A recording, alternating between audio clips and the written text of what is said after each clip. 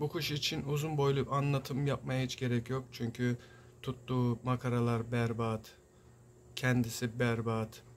Ee, Canel çarı var, kurbağa çarı var, geçme var, tufe var. Yani bunu kafeste tutmanın bir anlamı yok. Bu tarz kuşlar edindiğiniz zaman veya beslemeye çalıştığınız zaman hiç beslemeyin bile yani. Çünkü bunun ilerisi yok, gerisi yok. İleride sizi üzmekten başka bir şey yapmayacak. Bunu salın gitsin hemen.